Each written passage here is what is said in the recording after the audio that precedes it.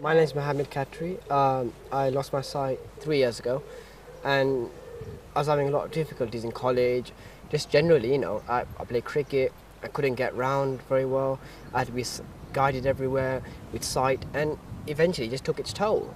With the cane, wasn't really working because due to cricket, you go to so many strange places. I couldn't do anything, so I decided to get a guide dog, and that's why I got Vargo.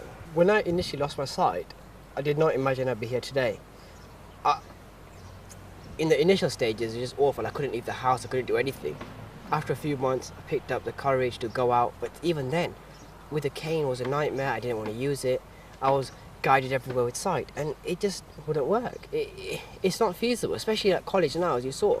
Imagine I have to be taken everywhere, to every single lesson, to the gym, to cricket. It just causing so many problems, Same at home, parents go out. If I'm hungry, what do? I can't starve, and you can't go to the shop. And I think it's quite essential that I got a dog, which is something which is capable, which will look after you. It's hard work, but it's well worth it. It took Mahomed 6 months before he began to accept his new way of life. It has been hard work from us to a certain extent that wherever he wanted to do, apart from the house, he was dependent on somebody to take him here, there and everywhere. And Mahomed being Mahomed, he did not want to accept people's help in any shape or form. We started asking the Muslim priests in the Muslim world whether it was accepted through the Quran and through the laws of Islam for my son to be able to have a guide dog. Hafiz Rahman, who's the head imam of the Masjid Bilal, has really worked very hard in obtaining these fatwas from higher echelons. Generally, Muslims will regard the saliva of the dog, and some schools of law regard the dog as a whole as ritually impure. And therefore, culturally also, there are issues with having a dog in a Muslim home. Most Muslim homes would not have a dog as a pet. There is a solution according to Islamic law, and we will help Muhammad, and I hope so. He will be, his rest of life will be easy. I have make a link up with the other Islamic clerics, and I've told them, look, this is the situation, and we have to think about it, and we have to solve this problem according to Islamic law. And then they said, okay, yes, we will be happy and we will agree with it. And they have wrote the Solomon, which is called a fatwa. Muslims are in need of a fatwa when they are faced with a new situation that they did not face previously. In this example, we have the use of a guide dog. Not only that, but bringing of the guide dog into a mosque. It's something that we've not faced before. So the legal experts of Muslim law sat down and deliberated the issue. They examined the situation, the nature of the dog, what kind of training it's had, whether it is dirty or clean, and all those issues have been taken into account.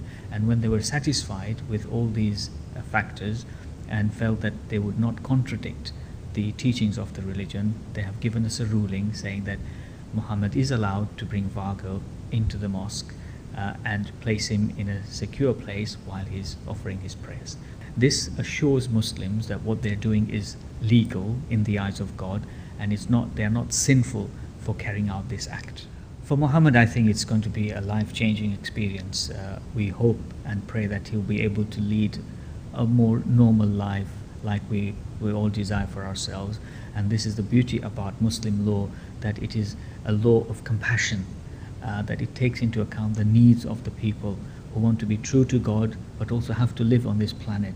I hope and we pray that other blind Muslim people will be encouraged to become owners of guide dogs, because clearly we've seen how much it improves the standard of life and the quality of life for the user. And we hope that more and more scholars will now, within their own circles, within their own schools of law, will deliberate this issue and issue fatwas which allow their communities to become guide dog owners, and indeed to allow and welcome guide dog users to the mosque. Culturally, in our religion, we don't have dogs, and we don't know anyone that has dogs. And bring him home was quite a shock, because now when visitors came to the house, they're like, oh my God, a dog. And also my mum was, you know, my sisters, they were quite scared of dogs, so, as was I. Even when I first got him home, I was a bit fearful, but now, you know, he's like one of your best friends. And it's the same with my family. We've got used to it, and it was quite a battle getting the dog, because, you know, a lot of people opposed it and said, oh, you shouldn't have a dog, it's against your religion. But eventually, going around things and, you know, talking to high people within the region, they said, yeah, it's allowed, and it doesn't really matter what other people say. It's for your benefit and your aid, so you do it. It's made a real big difference to me, because now, as you saw, I met yourselves today, I went to the gym earlier, I was at cricket earlier, I had to go see a teacher. You know, I'm going to go home, I come every morning to college. I'm now used to, regardless of where I go, I've got someone with me or something with me. If you're the type of person that needs mobility and doesn't like to be guided like how I was, it's essential you get it. It's very, very important. They change your life. It's just one of those things. It's almost like as if it's just your life seems to be made a bit more complete. If you have any questions about guide dogs within Islam, please feel free to contact Hafiz Rahman, Head Imam at Bilal Mosque, on 07989 141 711, or Ghaffar Khatri at ghafarkhatri@hotmail.com.